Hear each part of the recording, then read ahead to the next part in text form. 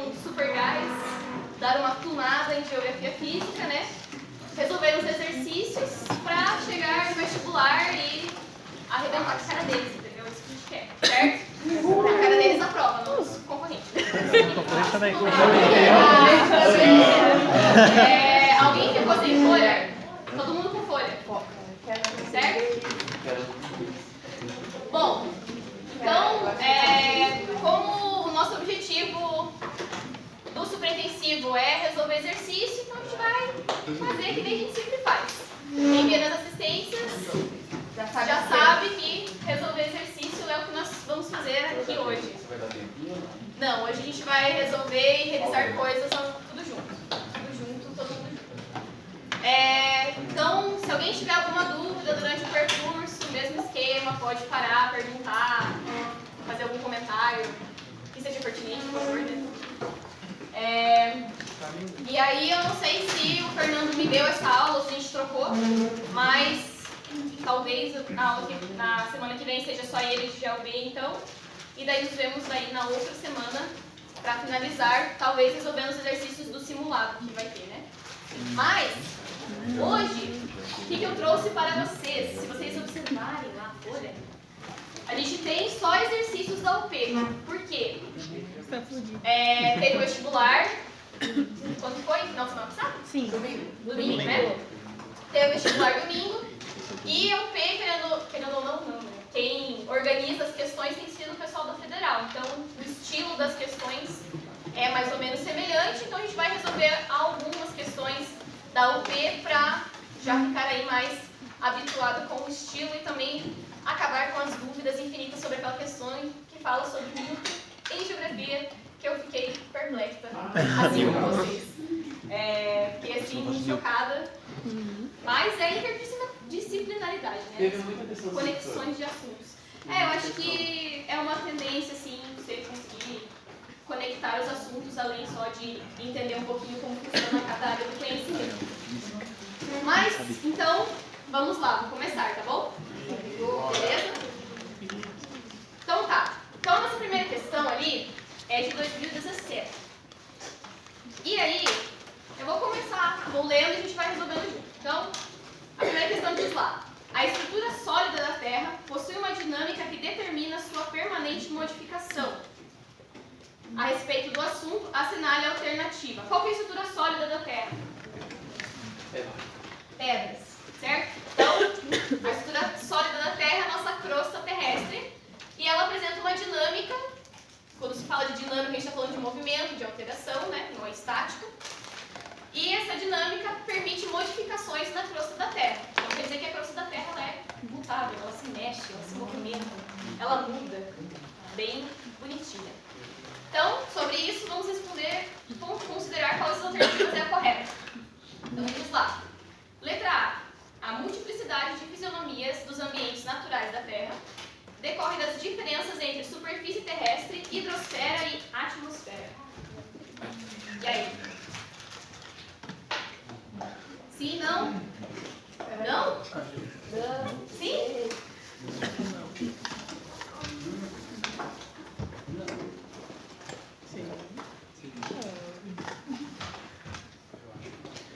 Tá, vamos ver ali. As forças endógenas exercem um papel de desgaste e de esculturação das formas produzidas pelas ações das forças exógenas. Ó, pensa lá, agora misturando com o português. Endógenas. Lembra o quê? Interno, certo? Então ele está dizendo ali que as forças internas da Terra são responsáveis pela esculturação e desgaste? Não, né? É o contrário. São as exógenas. Ai, é difícil falar e escrever ao mesmo tempo. Então, é o contrário. As forças exógenas, que é o clima, os rios, a hidrosfera, que vão lá trabalhando na rocha, modificando ela. A gente também chama esse processo de denudação, que é aquela desnudar, tirar a roupinha do relevo. Então, você modelar esse relevo são as forças exógenas, que estão atuando externamente. As endógenas são as que geram o relevo. Então, o movimento das placas, o vulcanismo, são processos que geram separa placas tectônicas, enfim, tá bom? Então, o endógeno constrói e o exógeno dá uma denudada, transformada nesse relevo, tá bom?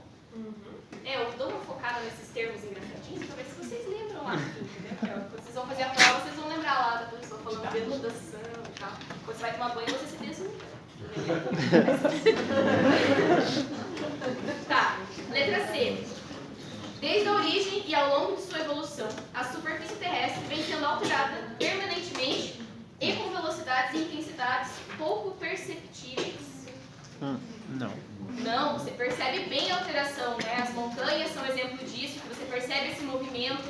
Até mesmo quando tem ocorrência de terremoto, é o processo que indica que a Terra está em movimento. Então, são perceptíveis essas mudanças na crosta, tá bom? D. Em função das elevadas temperaturas do seu interior, os materiais constituintes do NIF encontram-se no estado pastoso e sujeitos a serem liberados para a superfície.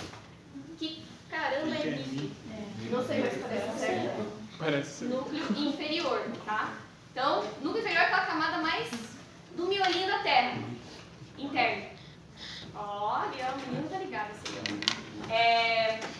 Então, como está muito no interior da Terra, não é esse material que é expelido. É o material que está mais próximo da crosta, porque não faz sentido o negócio sair lá do miolinho para ir lá para fora. É mais as plumas que estão relacionadas com as camadas mais próximas da litosfera, que é a parte rochosa, tá bom? Letra E. As ações físicas e químicas dos agentes atmosféricos foram determinantes para a origem e formações das macroformas estruturais do relevo terrestre, como os Andes.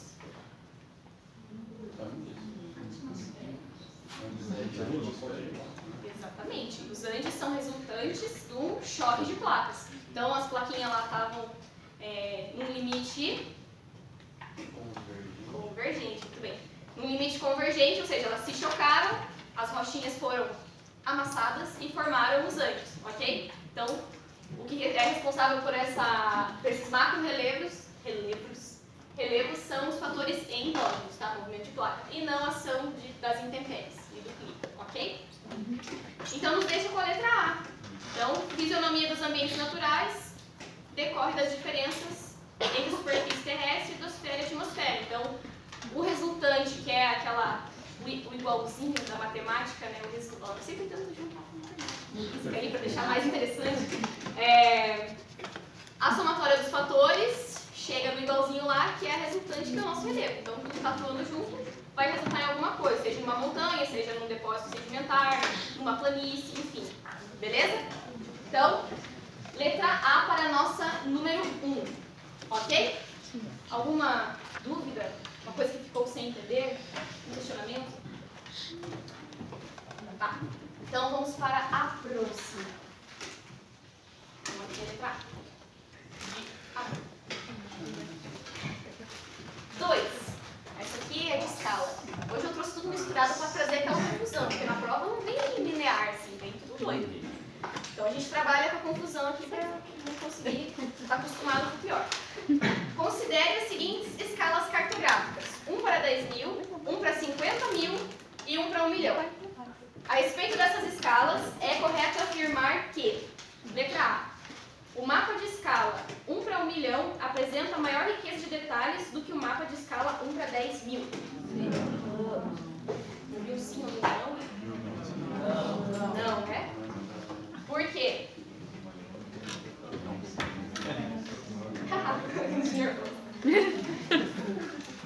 Por quê, gente? Então, assim, ó, tem uma escala de 1 para 1 milhão e uma de 1 para 10 mil, quer dizer que a 1 para 1 milhão está 1 milhão de vezes afastado da realidade.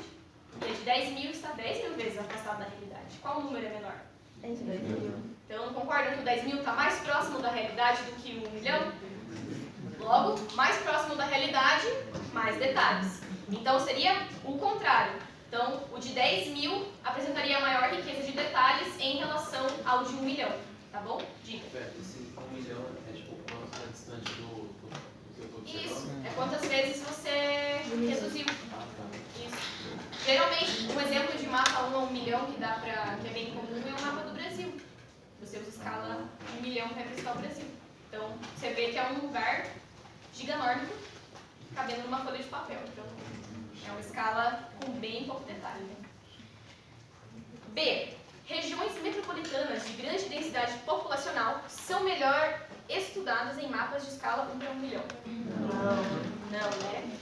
Então, região metropolitana é uma área menorzinha, você quer mais detalhes. E geralmente, quando você vai falar de região metropolitana, você quer o quê? Rua, bairro, moradia, enfim. São coisas pequenas sendo representadas. Então, você quer um detalhe maior.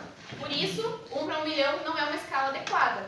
Dentre essas que temos aqui no enunciado, a de 10 mil seria melhor, certo? Está mais próxima da realidade, ok? Isso é interessante porque, assim, ó, a gente batendo na tecla da escala é bem complicado porque quando a gente fala de escala grande, escala pequena, você confunde com o número, tá bom? Então, 1 para 1 milhão é uma escala pequena, apesar do número ser grande. Ela é pequena porque ela está se afastando muito, então é pouco detalhe. Quando a escala é grande, ela tem um número menor, mas ela tem muito detalhe, por isso que é grande, grandes detalhes, tá bom? Só fazer essa relação, não se deixe confundir pelos números. Às vezes os números confundem a gente. Eu fico me confundindo. Então essa não é correta. C.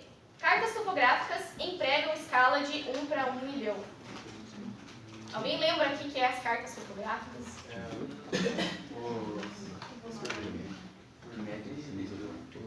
Isso, que ele representa através das curvas de nível, o relevo e tem outras informações, como hidrografia, se tiver cidade, enfim. Mas as cartas topográficas, elas existem para você ter um maior detalhamento do relevo. Geralmente a gente tem carta topográfica de 1 para 25 mil. É uma informação um pouco específica para um vestibular, mas se você for pensar para detalhamento de relevo topográfico, lembra topo, relevo, você percebe que não faz muito sentido ter uma escala de detalhe pequena. Você quer uma coisa bem aproximada da realidade para você ver o relevo, né? Sentir as curvas da nossa superfície terrestre. Coisa linda. Então, C também não é. D. Mapas com escalas pequenas não se prestam para representar fenômenos dinâmicos, como o deslocamento de massas de ar. Então, escalas pequenas é o quê? Muitos detalhes? Pouco detalhe, certo? Quando você fala de deslocamento de massas de ar, lembra lá quando a gente pensou em clima, as massas de ar, elas são restritas no espaço ou elas são bem grandonas? São grandes, né? Elas vêm lá do polo, por exemplo, a massa polar, ela vem lá do Ártico, se desloca e vem até o Brasil. Né? Lembra do mapa de massas do Brasil? São fenômenos grandes. Então, um mapa que diz grande extensão espacial, né? Então, mapas que têm uma escala menor conseguem mostrar esse deslocamento, essa dinâmica, ok? Que está mais afastadinha, você mostra ela se deslocando pelo globo, certo? Então, o contrário, ela serve, ela presta. Tão triste, né? Falar não presta. O que nos deixa com a letra E. A mesma praça representada no mapa de escala 1 para 10 mil aparece no mapa de escala 50 mil com dimensões 5 vezes menor. Sim, porque diminuiu 5 vezes mais. Isso, se afastou 5 vezes mais. Tá? Então, se eu estava aqui, tinha esse tamanho de praça, eu dei 5 passos para trás e aí ficou bem mais longe. Meu braço não é comprimado. Diga. Ela passa 10 mil então cada vez? Isso, é só fazer literalmente o vezes, né? 5 vezes o 10 mil vai dar os 50 mil. Vai dar aquela diferença de 5 vezes. Isso. Então é a letra E de esperança. Gostei do otimismo. Deixa eu só anotar aqui, né? Então, escala grande.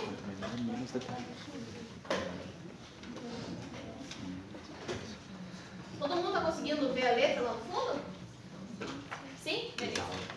Escala grande. Peraí, só um pouquinho. Ai, Jesus. Diga. Ele representa sentido? Não. Isso é importante, né? Obrigada. Gente, lembrando, a escala, ela ela é uma medida... Como que fala? Não. Quando não tem medida. Ela é uma... Ela não tem unidade de medida. Adimensional. Nossa, não vai para outras dimensões da professora. Poderia então ser, tipo, por exemplo, um centímetro é 10, não sei. É alguma coisa assim? É isso. Então, é que assim, ó, ela é adimensional por quê? Acho que é adimensional que fala. Porque aqui ela quer dizer uma relação de grandeza. Novamente a matemática aqui, adoro isso. Que loucura. Então, isso quer dizer o quê? Que 1 centímetro aqui vai ser 50 mil centímetros na vida real. Ou 1 metro aqui vai ser igual a 50 mil metros na vida real. 1 pé aqui vai ser 50 mil pés. Então, na vida real. Quando eles têm na legenda a partezinha pintada, aquela partezinha, tipo... De escala gráfica? Não. Qual partezinha tá de preto? Ó, por exemplo, tem marca, daí tá a escala, né? Sim. 50 pra mil. tantos. Aí tem aí é aquele tamanho tantas vezes. Então, ó, o que acontece na escala gráfica? Geralmente eles botam, deixa eu desenhar aqui antes para não ficar na frente.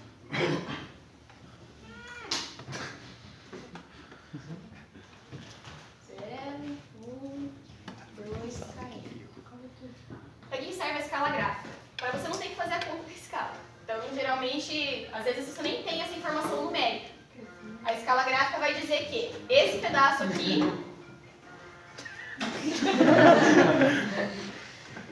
esse pedaço aqui que está na folha, por exemplo, aqui mede uns 30 centímetros.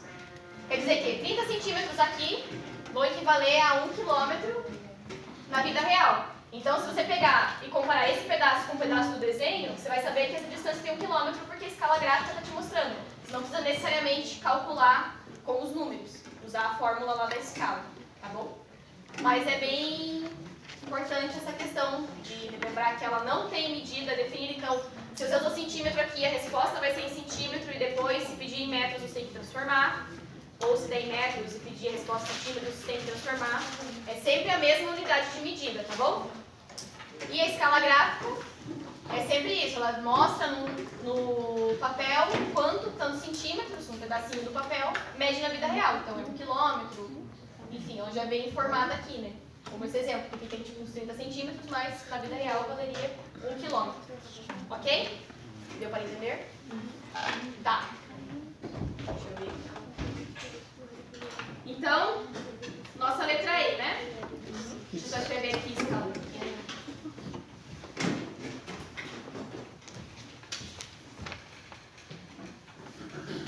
Um dia eu vou fazer um quadro bem bonito, tá? Porque se a escala é pequena, ela vai ter menos detalhes, certo? Sim. Então serve para coisas grandes, não? A letra D? É. Sim, ó. Só que ele fala ali, ó, fenômenos dinâmicos como o deslocamento das massas de ar. Então, quando você pensa em massa de ar, é um fenômeno climático de extensão espacial grande. Então, ele se desloca por um bom pedaço da Terra. Da Terra, né? Então, às vezes a gente dá uma bugada. Então, a massa de ar, por exemplo, as polares vêm lá do polo se deslocam até o sul do Brasil, ou a equatorial amazônica que desce, traz umidade aqui para a região sul, por exemplo. Então, ela se desloca por uma grande porção de terra. E para representar grandes porções de terra, você tem que usar escalas pequenas, com poucos detalhes, para caber bastante pedaço de terra, né? Para vocês cansam mais. Beleza? Deu para entender? Tá. Certo? Então, bora para o número 3. Nossa, também ia dar o P.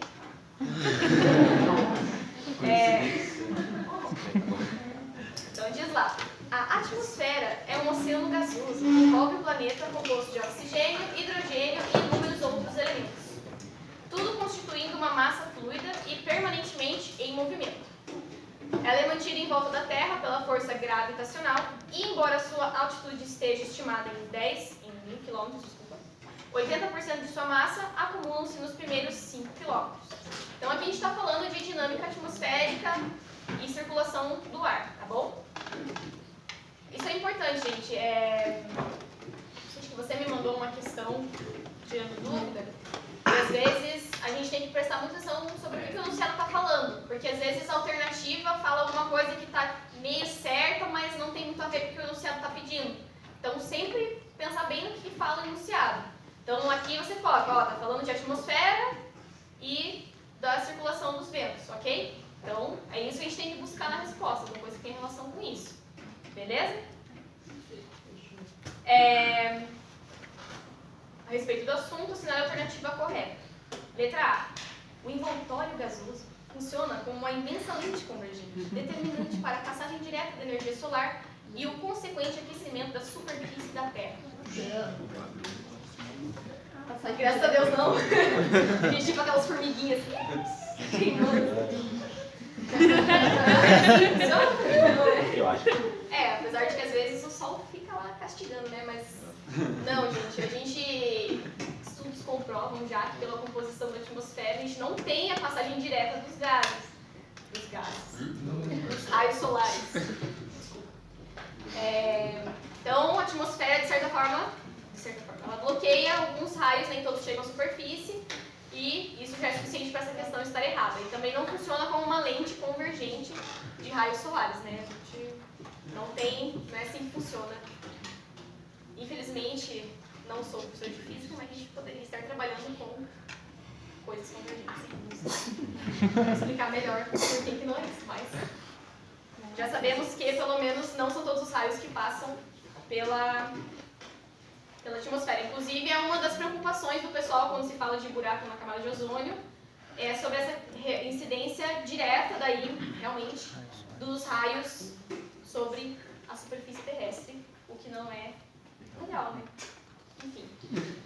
B. A inclinação do eixo terrestre sobre o plano da eclíptica, juntamente com o movimento de translação em torno do Sol, permite explicar o ciclo anual dos fenômenos do clima nos diversos pontos do planeta. Mas o que é eclíptica? Fenômenos climas ou estações do ano? Não quer dizer isso? Quer dizer a mesma coisa nessa questão ou não? Isso. Fenômenos do clima são as estações do ano, né? Eu penso em outras coisas. Não, podem ser várias coisas, fenômenos do clima, mas estações do ano são parte disso, tá? Tá correta. Então a gente pensa lá, ó, inclinação do eixo terrestre. Lembra lá que a Terra tem uma inclinaçãozinha lá, né? Que ela roda meio caidinha, meio inclinada, mais ou menos 23 graus, uns quebradinhos. Ó, daí ele diz, juntamente com o movimento de translação em torno do Sol. Então, além dela ser inclinadinha, ela gira em torno do Sol através do ano. E isso explica o ciclo anual de fenômenos do clima. Então, explica porque você vai ter um resfriamento em algumas partes e um aquecimento, porque vai ter mais luz do Sol. E isso interfere na circulação das massas, na umidade, né? Porque afinal a gente tem, por exemplo, aqui no verão mais chuva, no inverno menos chuva, enfim, essas coisas. Diga. O que é o plano da eclíptica? Plano da eclíptica é aquele eixo, acho que é isso, né? É para ser o eixo que ela gira em torno de si mesma. Então, em vez dele ser retinho, ela...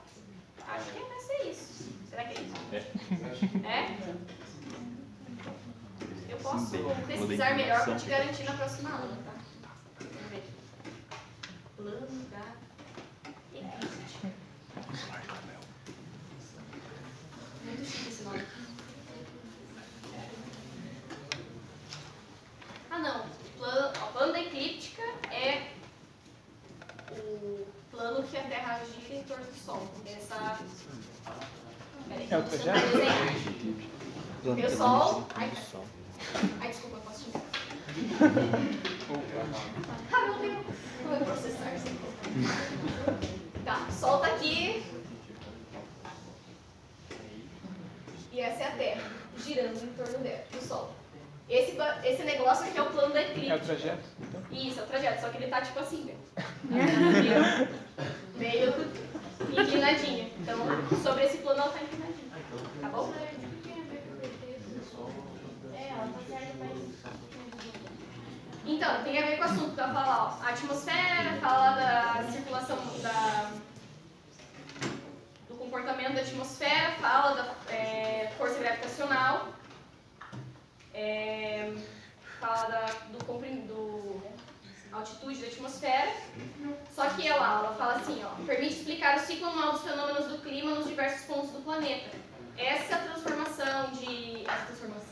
translação da Terra ao redor do Sol, você vai ter estações do verão, inverno, primavera, verão, primavera, outono. Isso interfere na circulação das massas, porque você tem incidência solar que vai alterar como o ar se comporta, né? Porque é um elemento gasoso que está suscetível à ação da temperatura, enfim, até o próprio giro da Terra. Né? C. A maior concentração de oxigênio na atmosfera nos dias atuais é uma decorrência direta da existência de extensas florestas tropicais e temperadas. Sabem que não, porque é a lei que está certa. Por que não? Oi? Exatamente. Então a gente,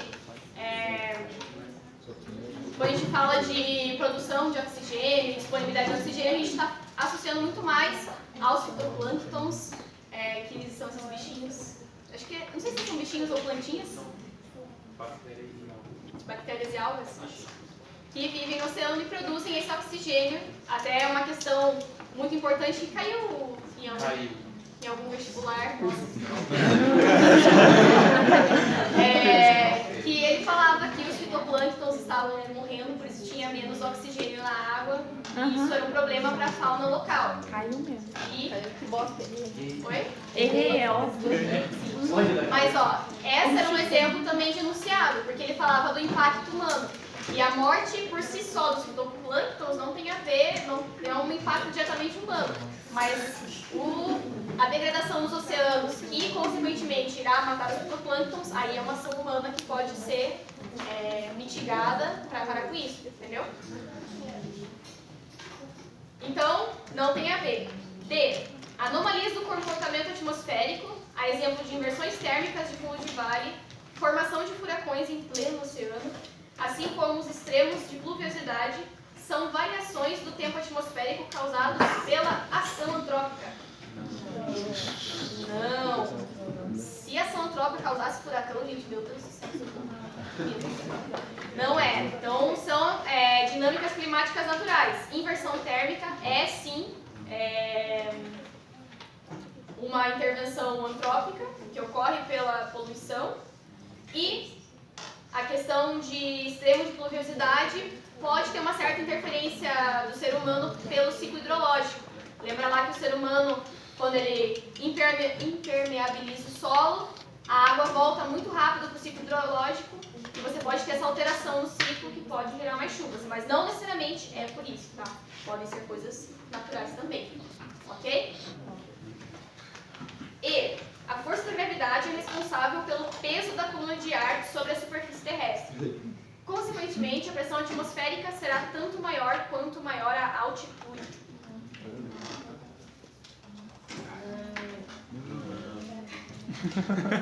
É a pena. Brasil. Se você está falando que a gravidade é responsável pelo peso, então quanto mais perto da superfície, mais você vai ter o ar concentrado. Quanto mais longe da superfície, uma montanha-zona lá no Everest, você vai ter ar mais rarefeito. Tanto que a galera que vai subir no Everest tem que tomar oxigênio, levar oxigêniozinho para aguentar subir, porque o ar está mais rarefeito, tá bom? Então, nada a ver, ok? Certo? Deixa eu ver se eu tinha alguma coisa para anotar nesse aqui. Ah, isso aqui é só uma coisa para a gente lembrar. O pessoal da assistência viu faz pouco tempo, mas é bom a gente relembrar sobre pressão atmosférica, tá? Então a gente tem as zonas de baixa pressão e as zonas de alta pressão.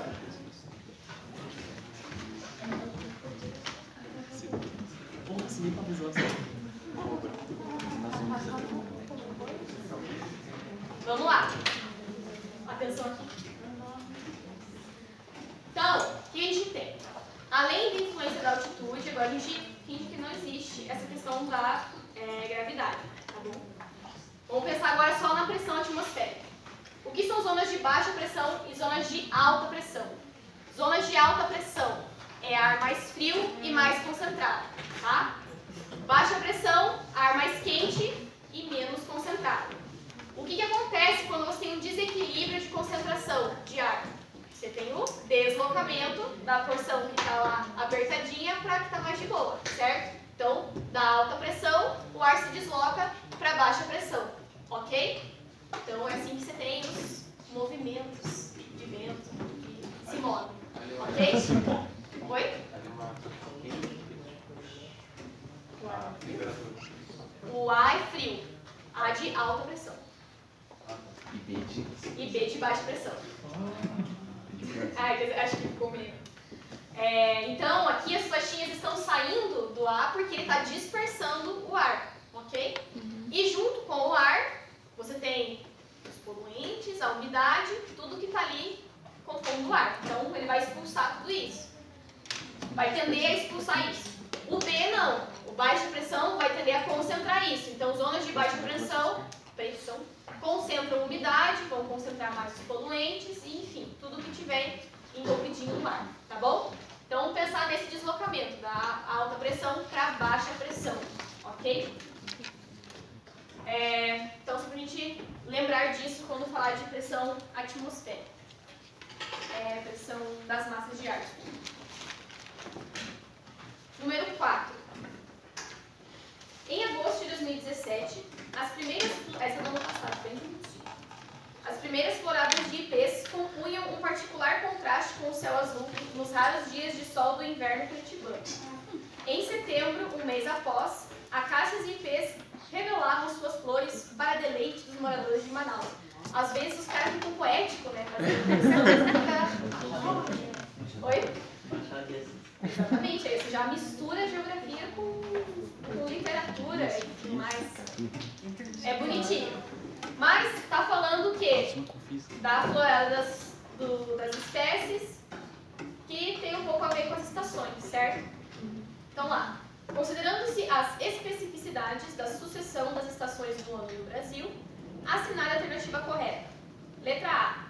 A ação antrópica, cujas consequências se manifestam cada vez mais nos domínios naturais, descontrolou a floração das espécies nessas e em outras cidades.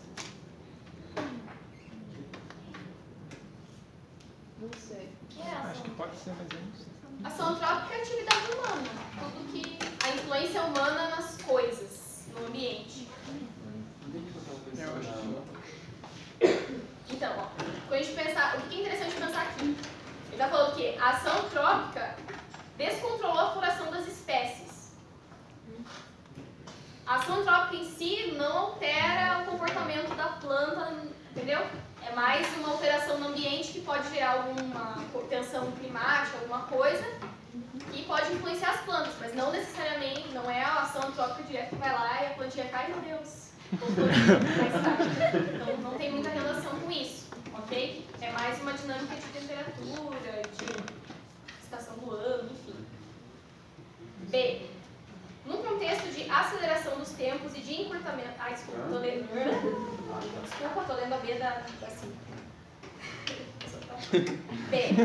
Alterações na circulação atmosférica estão em curso, afetando o ciclo vegetativo de espécies vegetais no país. Parece a... Não sei dizer o nome. Não gostei da cara dela, parece a... Muito simples. Você comprou essa? Você andava na direta. Então, alteração na circulação atmosférica, você está falando de mudança, certo? E não a mudança de estação, de circulação, não necessariamente seja alterar o ciclo vegetativo, vai mudar a forma como as plantas respondem. Às vezes é só uma mudança de estação, mudou a circulação da atmosfera e as plantas respondem normalmente. Não quer dizer que é isso que está fazendo uma planta reagir diferente da outra. Ok?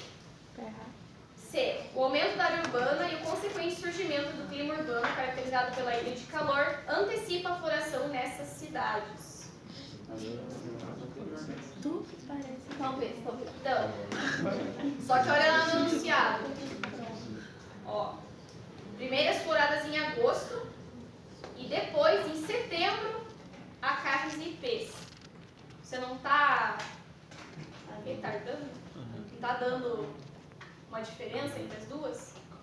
Então, também não tem... E essa questão de aumento da área urbana também é microclima local, é aumento de temperatura na zona da cidade. Ilha de calor é um fenômeno urbano, tá? Então, não necessariamente mas ele fala plantas para os moradores de Manaus. Poderia confundir um pouquinho. Mas, atividade antrópica, a urbanização, não vai afetar a plantinha como ela responde. Então, tão significativamente assim. Tá? Pode afetar em outras coisas, por exemplo, construir calçada, você diminui a infiltração do solo, diminui a disponibilidade de água, você restringe a raiz da planta. Isso sim afeta muito mais essas populações vegetais do que realmente alterações climáticas urbanas. Ok? Diga. Urbanização pode ser sinônimo de antrópico? Não, porque antrópico é atividade humana e urbanização é relacionada às cidades mesmo. Então é a construção a aglomeração das pessoas num centro urbano. Porque a atividade agrícola também é atividade antrópica e não é urbano, tá bom? Então não é a mesma coisa. O urbano é antrópico, mas o antrópico não necessariamente é urbano, tá bom? D. O modelo das estações do ano, importado das regiões temperadas, pode ser aplicado em Curitiba, mas não a Manaus. Não. Como que acontecem as estações do ano, gente? Curitiba é as 4 estações em um dia. Pode ser. Pode ser as 4 estações em um dia. Então a gente tem a Terra aqui.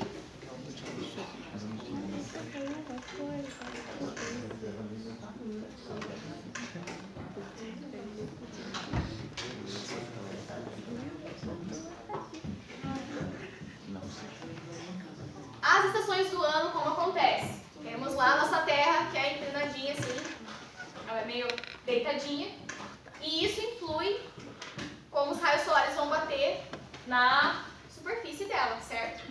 Então, no verão, no hemisfério sul, a gente vai ter o sol batendo e iluminando aqui o hemisfério sul por inteiro.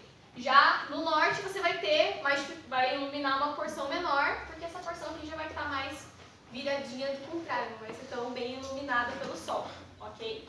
E daí aqui a gente tem o fenômeno do sol da meia-noite, que nunca anoitece, enfim. O mesmo acontece se a Terra girar, né? E o hemisfério norte ficar ele apontado para o sol. Então ele vai ficar assim. Então, essa face vai ficar mais exposta, essa vai ficar mais escondidinha. E é isso que altera as estações do ano. As estações do ano são diferentes, não em zonas tropicais, que é referente às latitudes, mas sim em hemisférios. Então, você tem aqui uma iluminação maior no hemisfério norte durante o verão deles. No hemisfério sul vai acontecer o verão também, mas nos próximos 6 meses, que é quando a Terra trocar de posição, ok? Então, é uma mudança com relação aos hemisférios e não às zonas tropicais e latitude, ok?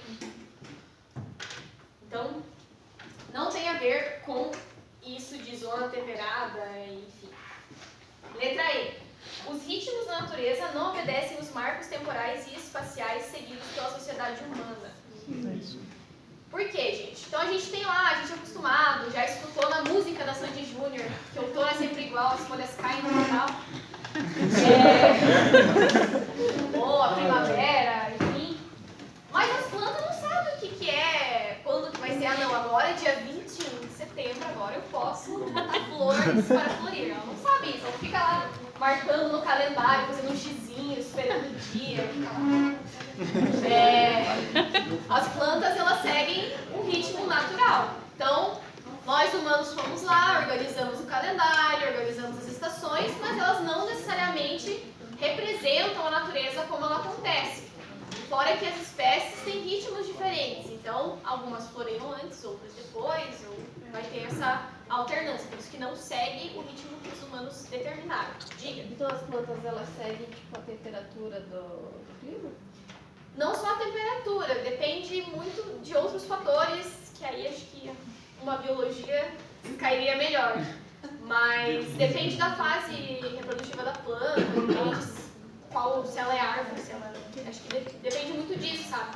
Então, essa dinâmica que ela segue. Não simplesmente esperar que a primavera vai florir, aí dá outono que cai, e verão, e sabe? Não é escrito desse jeito. Certo? De boa? Ok. Agora vamos para o número... Então, a letra E, né? E de esperança novamente. Qual que foi a data? Oi? Vamos para a letra 5. Desse ano. Ai, professora, essa questão eu fiquei... Olha, não eu sei. fiquei muito Chutei tanto que nem lembro. Então, ó. Eu fiquei surpresa, porém ela não é tão difícil. Não, ó. Ah, não, olha só. Ela é muito específica, professora. Daí Não, ela é bem específica. Ele fala tipo definição do espaço-tempo. podia ser qualquer coisa. Uma das pessoas. Não, ó, vamos pensar aqui. Por quê? Ele fala de teoria... Ó, vamos focar aqui, porque essa questão é importante. Uma questão única. Então ele fala lá de física, né? A teoria de Newton baseia-se em uma definição rígida do espaço e do tempo. Rígido quer dizer o quê? Que não muda, que você não teria a possibilidade de alteração. O tempo é sempre o mesmo, ele é sempre igualmente dividido. Ele não vai se alterar, não vai mudar dependendo do lugar que você tiver, do planeta que você tiver, da dimensão que você tiver. É sempre o mesmo. E o espaço também, tá? O espaço não vai mudar, o espaço é o mesmo. Ele supôs que ambos eram entidades absolutas, que nem a Stephanie do Cosmos. Os mesmos para todos os observadores. Então, qualquer pessoa percebe, vê o mesmo tempo igual. Então, tudo igual, gente, é a mesma coisa. Não tem diferença entre eu e você. Nós todos vemos a coisa, o espaço e o tempo iguais como entidades absolutas rígidas no mundo, segundo Newton. Certo? Então, considerando essa concepção do Newton, que o tempo e o espaço não mudam, físicas. A. O sistema de coordenadas geográficas se insere na concepção do espaço newtoniana. Já sabemos que é correto, mas... Brasil?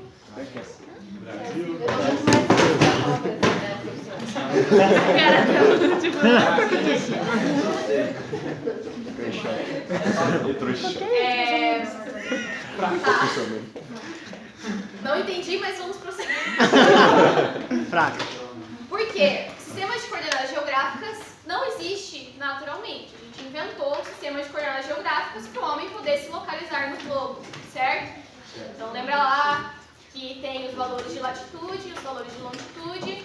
Latitude variando de 0 grau a 90 norte, 90 sul. E longitude variando de 180 leste, desculpa, fugiu a palavra, e 180 oeste, fechando 360 graus de um círculo. Só que as coordenadas consideram o globo como se fosse uma esfera, que não é a realidade, certo? A gente sabe que a Terra é um geóide, que tem uma forma imperfeita, e que ele se movimenta, certo? Então a gente tem lá as placas, tem a formação das montanhas, e é um espaço que, conforme a teoria de Newton, não é o mesmo, ele se altera. E até depois tem aquelas questões de física, de gravidade, teoria da relatividade, que já aí vai para uma coisa que eu não entendo mais. Quem sabe é legal vocês mostrarem para o professor de física, explicar bem para vocês também, se vocês puderem pedir para ele. Acho interessante essa discussão. Geofísica. Mas, quando você fala de coordenada geográfica, você está considerando um espaço imaginário que é fixo, ele não muda, as coordenadas continuam as mesmas, certo? Você considera um ponto exato, e para ser exato, ele não mudaria. Por isso que se encaixa na teoria newtoniana, você está falando de um espaço absoluto. que não muda, que não é dinâmico, ok? Só que a realidade é dinâmica, mas as coordenadas consideram um espaço estático, tá bom? Certo? Aí nas outras ele vai falar de bolsa de valores, encurtamento do espaço, aceleração dos tempos. Se ele falou de aceleração dos tempos e encurtamento do espaço, já está falando de modificação. Então ele não é estático, já não poderia bater, certo? Então, não faz muito sentido. Localização de bolsa de valores, os principais mercados, encontram-se a definição rígida do tempo de Newton. Essa é um pouco difícil, porque, né, você não consegue nem relacionar com física, você está falando de economia.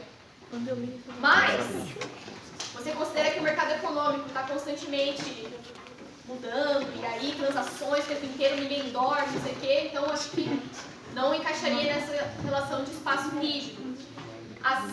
Ele fala de instalações de base de lançamento de foguetes, obedece à teoria newtoniana.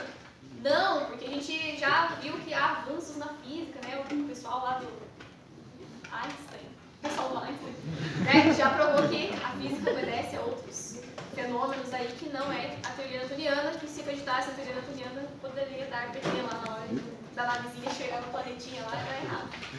Inclusive, se vocês não assistiram ainda, assistam Interestelar, que é muito top esse filme. É bem legal para entender um pouquinho de física de forma cinematográfica. E aí ele fala a órbita de satélite, comunicação com bases, são determinadas com base na definição do newtoniano de espaço-tempo também não. Então, novamente, essa questão espacial, do universo, a gente trabalha com outras teorias físicas, ok? Mas reitero que o professor de física explicaria melhor do que eu essa questão de noção do tempo, espaço, enfim.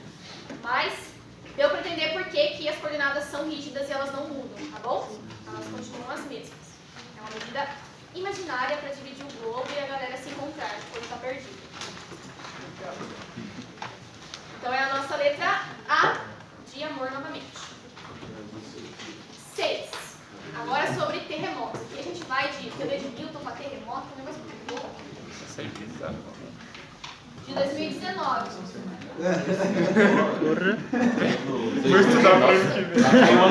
Não, é o vestibular de 2019. Você vai entrar em 2019. Não é isso? Mas eu acho que... Mas essa é outra prova. Ah, não. Alguém fez a prova de medicina? Você não caiu essa questão? Aí, ó. É porque a UP faz 3 provas. Ué? Não, ano que vem. Ela vai falar que é ano que vem. Oi? Por isso que eu falei, meu Deus, eu chutei muito que eu não lembro nada. Ah, não, vai ser. Então, só para explicar, a UP tem 3 provas, uma para outros cursos e 2 para física, inclusive uma não tem geografia. 2 para física. Para Medicina? medicina. Ah, tá. Mas eu acho que é porque, como o pessoal da medicina é mais concorrido, eles tentam fazer uma coisa um pouco mais elaborada, Meu Deus, mais mais difícil. Só um pouquinho, né? Sofrendo ali. Mas eles fazem separado porque é mais concorrido, querendo ou não, a UP é um dos melhores cursos de medicina que a gente tem. É bem bom lá. Porque a universidade privada tem estrutura também, né? A federal tem um bom nome, tem bons professores, mas lá também tem bastante estrutura, enfim. As luzes funcionam. As luzes funcionam. Não, mas isso aqui é só emoção, gente. Mas vamos lá então agora falar de terremotos, tá? Só pra voltar aqui. Então ele diz lá. Atenção, um terremoto de magnitude 7.1 na escala Richter atingiu o Peru no dia 24 de agosto de 2018. O abalo repercutiu também no território brasileiro, em Assis, Brasil, cidade do Acre, situada a 138 km de distância do epicentro. O terremoto foi sentido às 4 horas da manhã e 4 minutos, no horário do estado. Então, vamos lá falar de epicentro e hipocentro. Antes lá, a respeito do assunto, assinale a alternativa correta.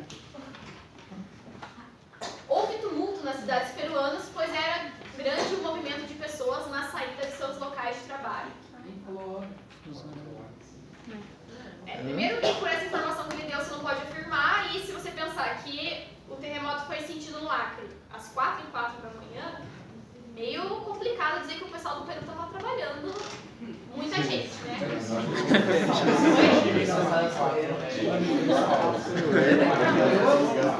Ó, você pode considerar 4 e 4 da manhã no horário do estado, ele diz aqui, ó. Então, enquanto era 4 e 4 no Acre, no Peru provavelmente era 3 e 4, porque tem um fuso horário também, né? Não sei isso. E não é muita gente que trabalha às 3 da manhã. Professora, essa escala Richter foi quem descobriu a escala? Foi quem fez a escala. Quem fez? Isso. Já vamos falar um pouquinho dela. B. O Peru encontra-se localizado em uma região de dobramentos modernos, uma estrutura sujeita à instabilidade geológica. Você faz isso por isso. Sim? Sim. Não? Parece errado? Vamos analisar as outras. O Acre situa-se em uma placa tectônica sujeita a abalos sísmicos, diferente do restante do território do Brasil. Não. Ai, meu Deus. Gente.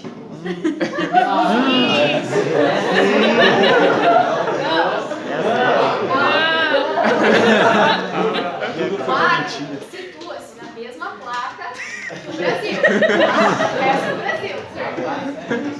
E toda placa tectônica está sujeita a abalo sísmico. Toda placa tectônica está sujeita a abalo sísmico. Toda placa tectônica está sujeita a abalo sísmico. Não é porque no Brasil não tem terremoto muito louco que não tem abalo sísmico. A gente sente abalo sísmico. Tem em Maringá, o pessoal que mede lá uns que são mais de boinha. Tem no nortão do Brasil alguns falhamentos que rola abalo sísmico. Não é só choque de placa que vai gerar abalo sísmico. Qualquer movimentinho que as rochinhas da Terra estejam se adaptando, ela pode gerar um abalo sísmico, tá bom? Então, todas as placas estão sujeitas a abalo sísmico, tá? Por isso que está errado, porque ele fala que o Acre está numa placa sujeita a abalos sísmicos. Está diferente do restante do território do Brasil. Não faz sentido, entendeu? Então já sabe que a C não é. D. Os riscos de danos às edificações humanas são tanto maiores quanto maior a profundidade do hipocentro. Não. Ué.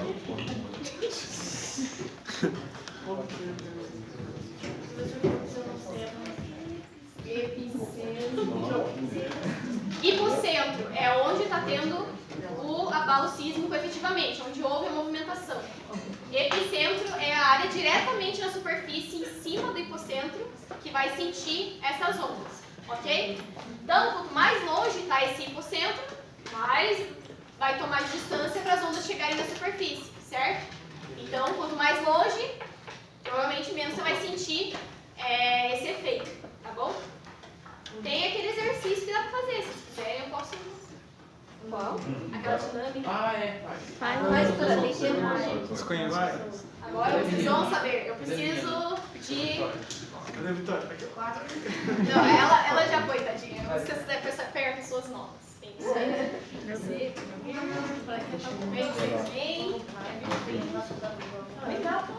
Já foi? Então vem. Preciso de mais uma pessoa. Pode vir. Camila. Tá, então fica todo mundo virado pra lá, com a mãozinha no ombro, no coleguinha, e com o corpo relaxado, certo? Tá, agora é sério, tá bom? Ó, eu sou o hipocentro. Hipocentro é onde ocorre o abalo sísmico, certo? Onde sai a força, ok? E, calma aí. E o meu amigo, qual que é o seu nome? Gabriel é o epicentro. Então ele está diretamente perpendicular, é isso que fala? Na superfície. Então ele é o epicentro, ok? Tá gravado aqui, ó. Tá, então eu vou ser o hipocentro aplicando uma força sobre o material que está... Olha a agressão. Certo. Não, beleza. Não, concentra aqui, gente, por favor.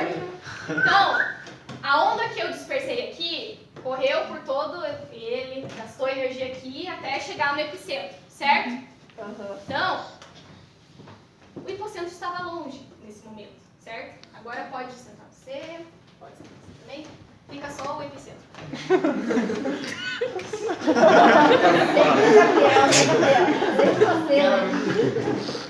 Agora, se eu sou... Não, vai lá. Apenas sei lá.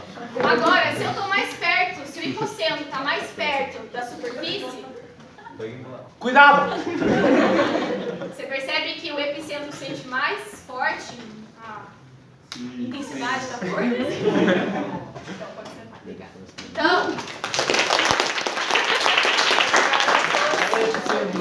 Então, a distância do hipocentro da superfície interfere nessa propagação das ondas. Então, se você tem um espaço maior, uma distância maior, mais ela vai dissipar até chegar... Dissipar, que termo da física? Dissipar até chegar na superfície, certo? Se eu estou bem pertinha, vai ser menos o espaço para eu dissipar a energia e ela vai atingir a superfície bem louca lá, ninja, derrubando tudo, certo? Então, isso é a relação do hipocentro e epicentro. Então, quanto mais longe o hipocentro, mais fraquinho você pode sentir. Claro que depende da intensidade, né? Se for um terremoto super forte, também depende disso, tá? E o epicentro de um terremoto é o ponto considerado como foco ou origem do tremor. Não, o hipocentro. Ai, meu Deus, né? Pelo amor de Deus. Vou errar isso agora, que eu expliquei 5 segundos atrás. Então, nos sobra a letra B. O Peru. Brasil. Agora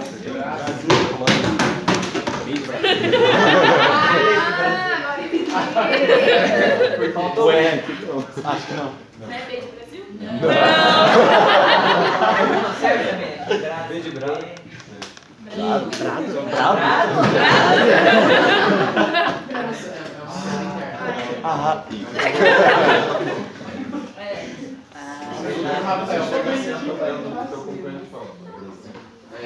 Bota pro carioca. E fraco.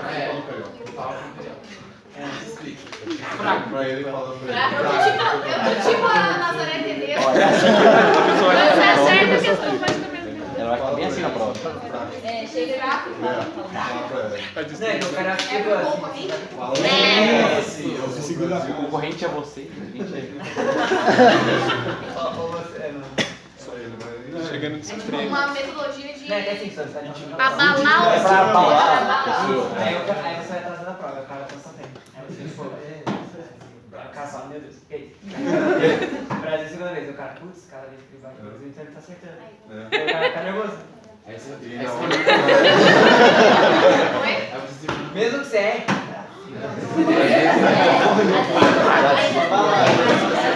Não sei. Vamos fazer uma prova em breve. Você pega a prova? Mas ele chega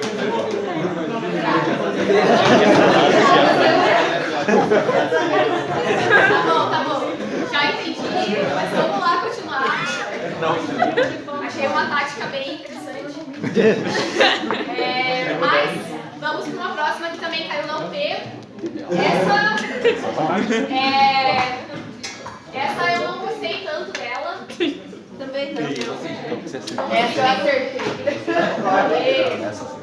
Então, atenção aqui, vamos lá. 7. A Serra do Mar data geologicamente do período pré-cambriano. E desde então, suas rochas sofrem com a erosão provocada pelas intensas chuvas da região. Serra do Mar, aqui a gente, quando pega o ônibus indo para o Capão da Embu, a gente consegue ver a Serra do Mar. A gente sabe que chove muito. E essas rochas que estão expostas lá, o clima está lá castigando. Tá o quê? Denudando ou desgastando, pode ser também. Tá intemperizando, vários termos para esse processo do clima atuando lá sobre a rocha, degradando ela. Recoberta pela magnífica Mata Atlântica, atenção lá, gente. Recoberta pela magnífica Mata Atlântica, que bebe nos inúmeros pequenos cursos de água que banham as escarpas. Escarpa é um grande declive de relevo. Então, quando você olha lá para a Serra do Mar, você vê um paredão, né? Um topão gigante com inclinação até chegar aqui onde a gente está. Então, é uma escarpa, é uma quebra no relevo bem pronunciada, tipo um paredão. Isso. Que banho. Tem uma fauna riquíssima, mas tudo nela dificulta o andar do viajante. Em especial por suas inúmeras inclinações de mais de 50 graus. 50 graus de inclinação, né, gente? Alguém já subiu algum morro da região? Anhangaba, Pão de Ló, Canal? Ou fez... isso é mais hardcore. Ou fez o caminho do Tupava? Então, quem não foi ainda e gostar de montanhas é uma coisa muito legal.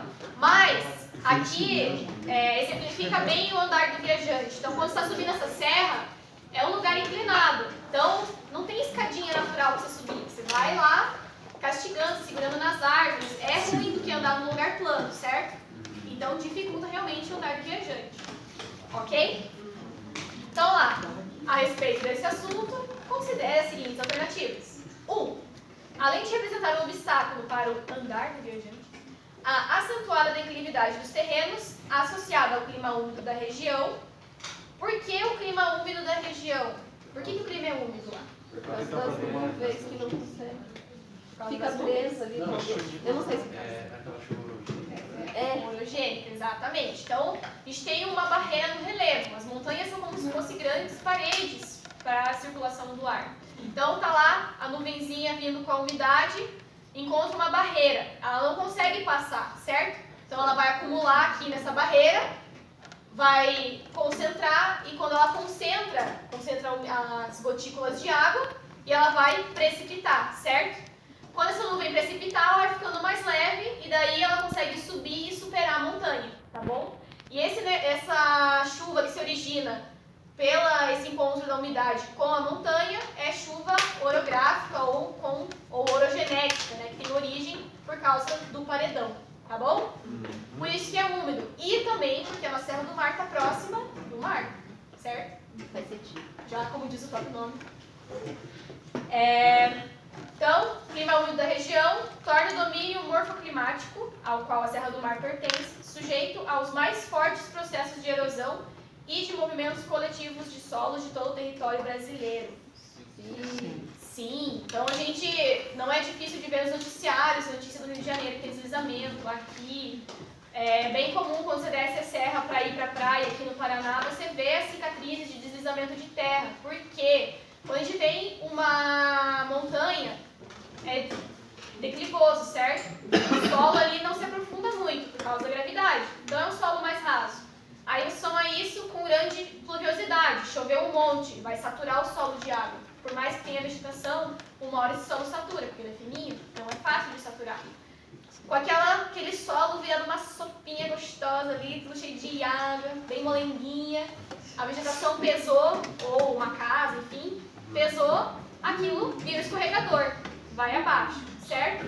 Por isso tem muito movimento de massa. Não tem movimento de massa em lugar que é plano, porque a gravidade não é tudo desse jeito, né, gente? Então, por isso que está correto, ok? 2. No domínio tropical atlântico, imperam áreas topográficas muito semelhantes entre si, desde os tabuleiros da zona da Mata Nordestina até as escarpas tropicais da Serra do Mar e Mantiqueira, além dos mares de morros outrora florestados do Brasil Sudeste. Essa eu fiquei em dúvida, professora, porque eu não consegui identificar. Então, quando a gente fala de domínio, a gente costuma associar porque ela tem o domínio dos mares de morro, que é o domínio morfoclimático. E nos domínios morfoclimáticos, uma das questões é falar que são regiões que são parecidas em relevo, são parecidas em clima, em vegetação e solos, enfim. Isso associa tudo para criar um domínio. E dos mares de morro teriam essa associação. Só que dizer que eles são muito semelhantes entre si topograficamente, você está generalizando muito, porque, ó, tabuleiros de zona da mata, quando você fala de tabuleiro, você não está falando, você está falando de um relevo assim, ó, alto, com o topinho plano. Já a nossa Serra do Mar, como que ela é? Cheia dos corcovadinhos, parece um camelinho, certo? Tanto que o Pico Paraná parece um camelinho, se você olhar ele, tem dos corcovinhos, ou um chapéu, que pode falar. E depois ele fala de mares de morros. Mares de morros também associa a colinas que a gente tem aqui, certo? Então tudo isso faz parte do domínio, mas ela não é topograficamente muito semelhante. Além de ter uma variação altimétrica grande, elas são diferentes em fisionomia, tá bom? Então por isso que não faz muito sentido, ok? 3. Nas bordas do Planalto Atlântico Paulista, encontram-se os locais, essa aqui é a alternativa que eu não gostei, mas enfim. Encontram-se os locais de mais elevada precipitação média de todo o país. A exemplo da Serra do Itapanhaú, onde podem ser registradas chuvas da ordem de 4.500 milímetros anuais, além de fortes nevoeiros. Gente, 4.500 milímetros é 4,5 metros, certo? Então, é 4,5 metros de chuva por ano. Pensa numa coluna de 4,5 metros, assim, ó, de água que cai do céu. Muito impressionante. Não, mas é muito impressionante, porque você pensa, se esse negócio não escoasse, ele ia ficar, tipo, é muito louco. Mas, por que eu não gostei? Porque você tem que saber que a Serra do Itapanhaú chove 4.500, né? Então não é muito legal isso, é decoreba. Mas, de fato, é verdadeiro. E a região paulista é uma das regiões que mais chove, que tem as serras mais altas, enfim, tem essa relação ser mais útil. Sorou, você sabe que a unha da já é errada, daí já sai a resposta. Foi isso que eu fiz. Ou você sabe, mas a 1 tá certa. Não tá certa. Não, a 2 tá errado. Isso. Você já pode eliminar. Tá. Na 4. A Serra do Mar, como parte integrante do domínio dos mares de morro, é considerado o meio físico mais complexo e difícil do país em relação às construções e ações humanas. Aí incluída as implantações de cidades, abertura de estradas e prática agropastoril. Então, novamente, não dá para botar máquina de agricultura no morro. Você não consegue, não sobe. Nem a 4x4 lá do Maururalho, que nem dos 40. Não sobe morro com inclinação assim, certo? Quem já desceu a Serra de Trem, você vê que o trem atravessa vários túneis porque não tem realmente onde apoiar. Então teve que furar a pedra para poder ter um apoiozinho para o trem descer a serra, certo? Cidades também. Não sei se alguém tem parente em Santa Catarina, mas tem um local lá na Santa Catarina que é muito declivoso, que as cidades são assim, ó. Então, são regiões que é muito difícil você estabelecer uma relação, até por causa dos movimentos de massa. Tem o pessoal lá no Rio de Janeiro que ocupa, as comunidades ocupam os morros, que acontece de vez ou outra deslizamento porque é uma área de risco. E não só as áreas que estão em cima do morro, as áreas que estão próximas, que pode receber o movimento de massa. Então não adianta nada você não morar no morro, mas mora ali embaixo e vem aquilo cair em cima de você. Só que claro que isso não é uma questão de escolha da pessoa às vezes, né? É uma condição social que depende de políticas públicas, enfim, ou outras questões para resolver, tá bom? Isso aí é uma interface, inclusive, da geografia física com a humana. Então, se pensar como o ambiente físico altera o humano e como o humano altera o físico. Mas só para esclarecer isso, ok? Então, 1, 3 e 4, nossa letra D de Deus. D de Dolly. D de desespero. Não sintam desespero. Certo? De boa? Deixa eu ver quanto tempo temos aí. 20 minutos? Nossa! Dá pra contar uma piada? No final eu conto, mas acho que tem gente que já sabe, né? É a única piada que eu sei. Eu conto no final. Tá.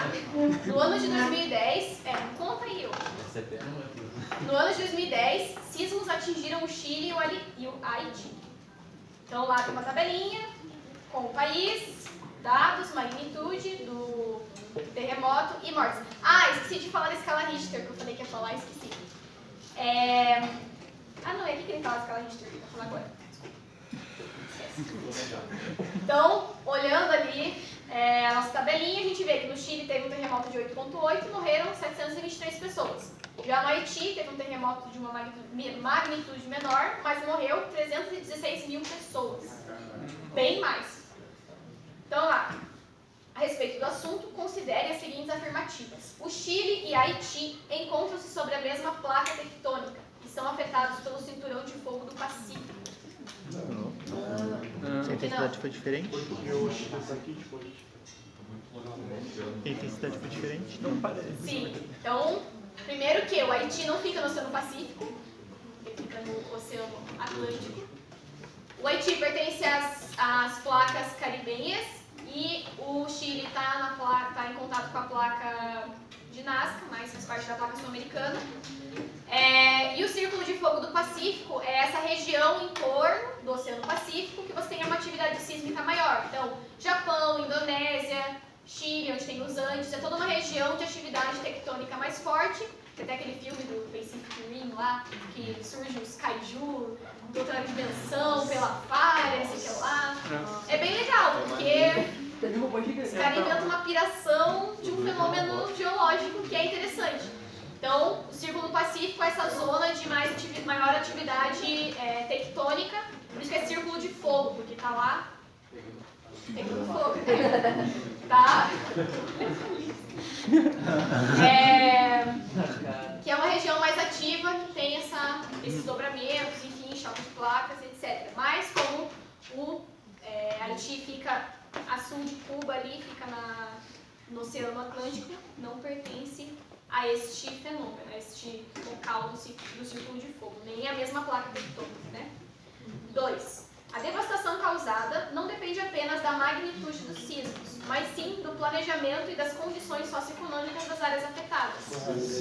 Sim, então a gente tem Chile, é um país com IDH legal, e eles têm uma estrutura adequada para terremoto, tá?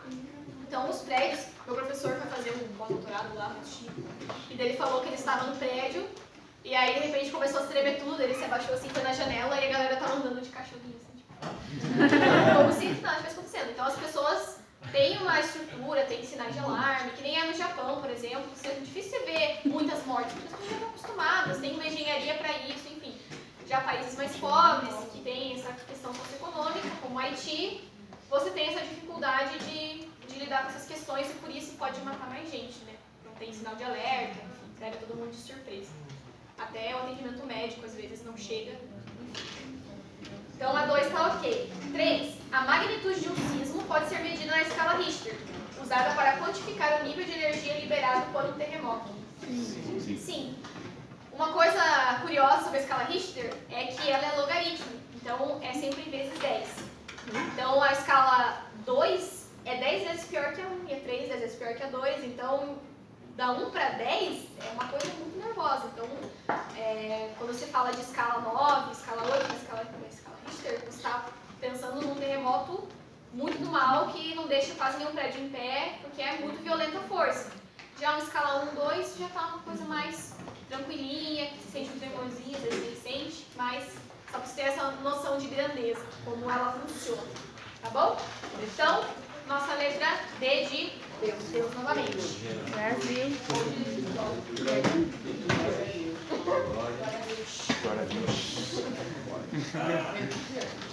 Gente, tá dando pra entender? Sim. De boa? Vou fazer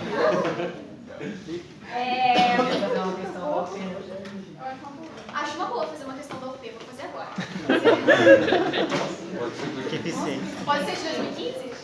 Nossa, mais perfeito impossível. Então agora vem um pouquinho de carta topográfica, e essa questão é muito boa porque ela junta várias coisas de cartografia em uma questão só, tipo o combo do Burger King. 4 coisas tudo junto. Então, a nossa número 9. Então tem lá uma carta topográfica. O que a gente vê nessa carta topográfica? Rios, o que mais? Letras, curva de nível, coordenadas, escala, isso aí, gente. Então, vocês basicamente identificaram um mapinha. O que tem no mapa? Não, mas é verdade. Não, ó, mas o que diferencia um mapa de uma imagem? O mapa tem que ter informação de localização, então você tem que saber as coordenadas de onde está a posição, senão é só uma figura.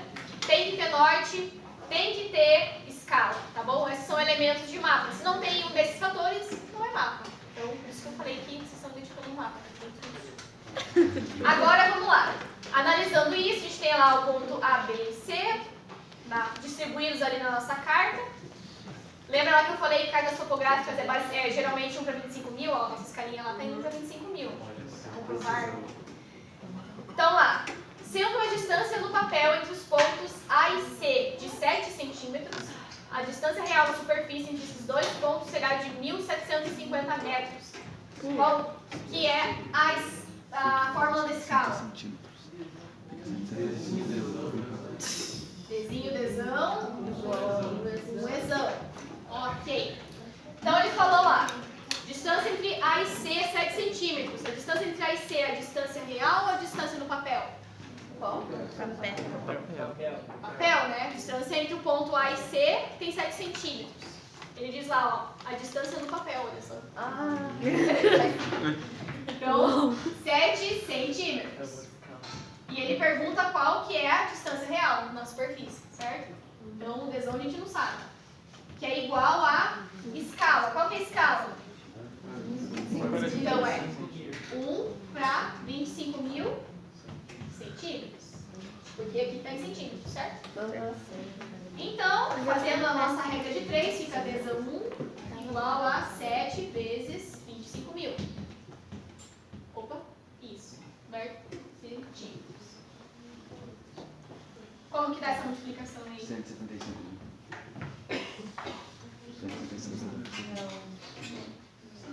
7 vezes 25, 175 mil. Aí você vai... Aí você 10 e divide por para dar metade, dá 1.750. Então, cortando aqui, dá 1.750 metros. Tá certo então a afirmação? Com certeza. Brasil. Convertemos, porque a resposta aqui deu centímetros, certo? Aí eu dei aquela... Ó, ó. Tá.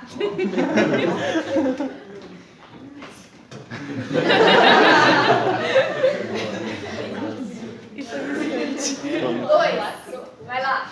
2. Em relação à orientação, o ponto B está localizado a noroeste do ponto C. Pontos cardeais. Vamos lá. Norte, sul, leste, oeste.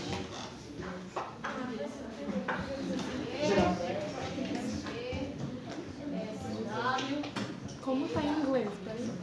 Olhando lá, o ponto como referência é o ponto C, né? Então ele diz que o ponto B está a noroeste. O ponto B está em que sentido? Está a noroeste? Não fala inglês. Tá? Nordeste, certo? Ó, quando vocês vão falar de orientação, pensa que vocês são o centro da Rosa dos Ventos, tá bom? Eu estou no centro da Rosa dos Ventos. Então, o centro aqui é o ponto C, porque ele está perguntando onde está o ponto B em relação ao ponto C, certo? Então, a gente é o ponto C. Se você olhar para o ponto B, ele não está assim, na diagonal? Ó, olhando aqui, não está para cá? Qual que é o ponto no centro da Rosa dos Ventos que você olha que está na diagonal para a direita? Noroeste, certo? Porque ele está para norte e para oeste, certo? Nesse meio, certo? Então, noroeste. O ponto B está mais para frente do C, mais para cima, mais a norte e mais a oeste. Tá vendo que ele está mais para a direita aqui? Então é noroeste. Ok? Não, desculpa, nordeste.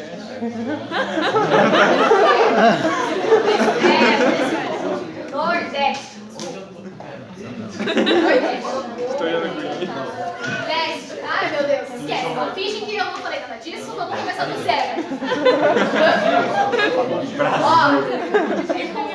Desculpa. Então aqui, ó. Pensa lá. Estou no ponto C que está aqui no meio, ó. O C está aqui no meio da Rosa dos Ventos. A Rosa dos Ventos é você. Então, você está aqui no meio. Tá vendo que o ponto B está lá na frente, mais para cima, certo? Norte. E está mais para a direita, que é leste. Então, se tá norte com leste é isso, nordeste. Nordeste, esse é o certo. É verdade, este cliente. Desculpa Desculpa a confusão, às vezes a gente dá um mental de confusão. Noroeste? E também, ó, se vocês tiverem dúvida, sempre no mapinha vai ter o norte, tá? Então, a partir do norte, sabe? Pra direita, leste, pra esquerda, oeste.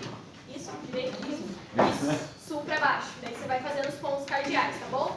Sempre usem as informações do mapa, elas estão lá pra te ajudar. Não estão lá pra te dificultar, tá bom? Então, tá errado, né? 3. O ponto A está localizado em uma área de menor altitude que o ponto B. Por quê? Ele tá no 1.000. Como que você consegue enxergar isso?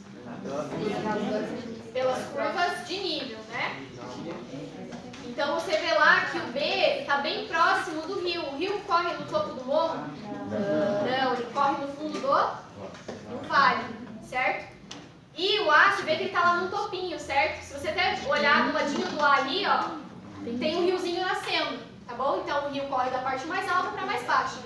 Então você percebe que, na verdade, o A está mais alto que o B e não ao contrário, tá bom? Então tá tá correto? Não, tá errado. Tá errado. Isso. O A está numa maior altitude, não menor, que o ponto B. Eu já tô batendo pino, né? Eu acordei sem Peço perdão. 4. A área representada está localizada nos hemisférios sul e oeste. Qual área? Agora vem a finalização, porque a primeira alternativa, qual que é o assunto que a gente está trabalhando? Uma escala? A segunda, a gente está trabalhando com orientação, certo? A terceira, a gente está trabalhando com curva de nível. E a última, a gente está trabalhando com coordenadas. Ele está perguntando de hemisfério, tá bom? Como funcionam nossas coordenadas lá no mapa? A gente divide o globo em 4 partes, certo? Um hemisfério norte, um hemisfério sul, um hemisfério leste e oeste, ok? Sim. Então, ponto de 0 grau é do cruzamento desses duas linhas, a do Equador e a de Greenwich, certo? Beleza. A latitude, que é a direção norte-sul, vai variar de 0 até 90 graus, certo?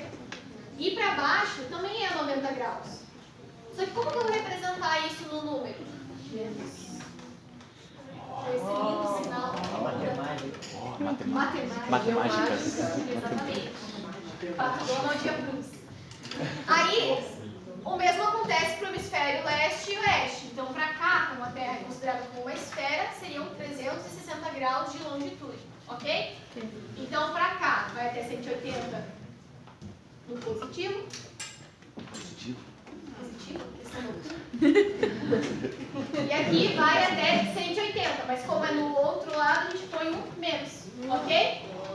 Se olharmos as coordenadas lá da nossa carta, você percebe que as longitudes e as latitudes estão com sinal de menos? Sim. Quais são os 2 hemisférios que têm coordenadas com negativo? O Brasil. Certo? Então, aqui. Certo? Por isso que a nossa carta está localizada no hemisfério sul e oeste.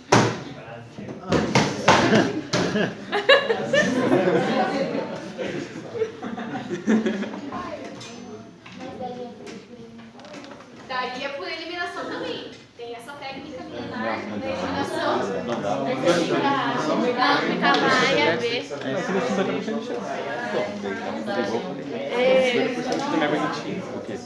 Então, a correta é a C. Esse quadro. Link da casa do A última acho que é mais feminina. Falta a questão da UP. 10. Última questão da UP para fechar aqui, para dar um up.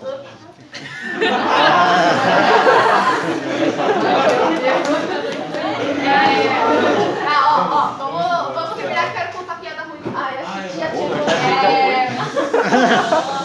Não era essa? Vocês não sabem. Tá por ver. Tá, 2015. A determinação dos fusos horários no Brasil passou por algumas alterações desde 1913, quando foi definida, via decreto, a divisão do território em distintos fusos. A respeito do assunto, assinar a alternativa correta. Fusos horários existem por quê? Essa coisa aqui, por causa. Por causa da rotação da Terra, certo? Então, a Terra gira em volta de si mesma e quando ela faz isso, ela fica iluminada pelo Sol, aqui na minha frente.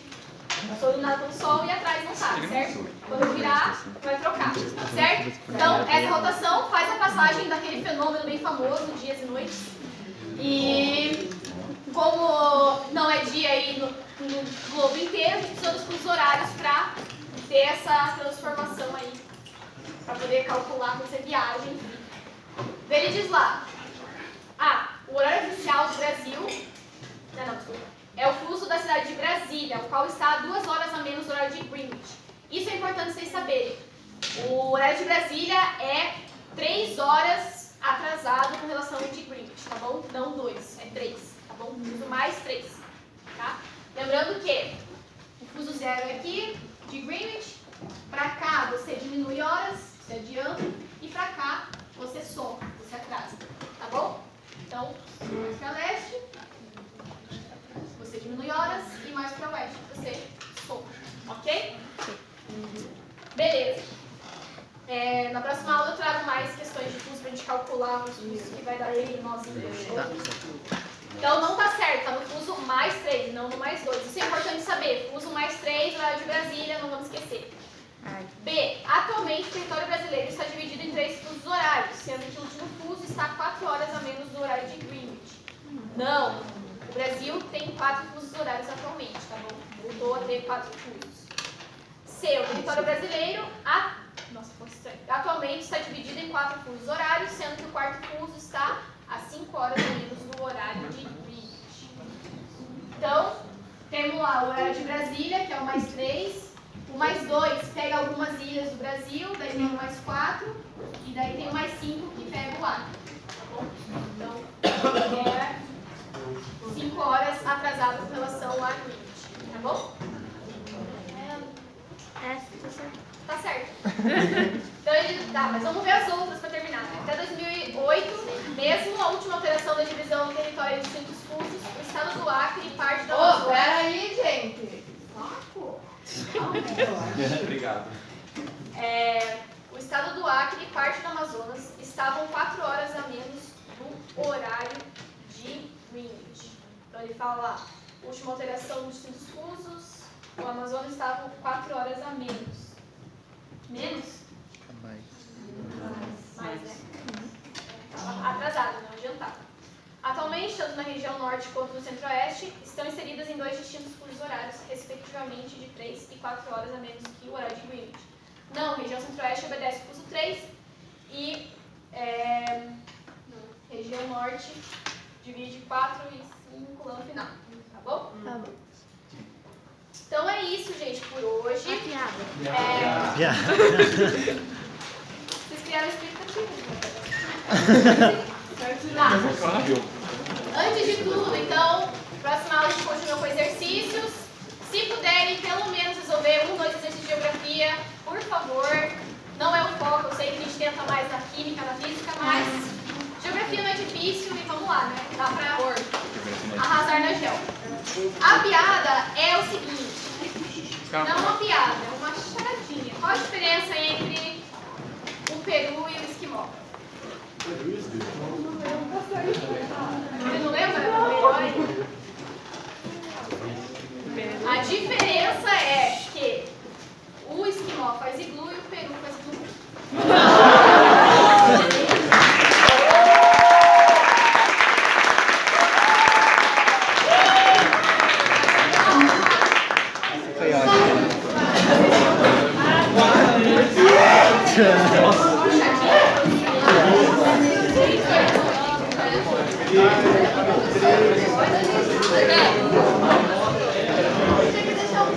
Se alguém quiser levar coisa para os colegas, tem Olha sobre a Deu.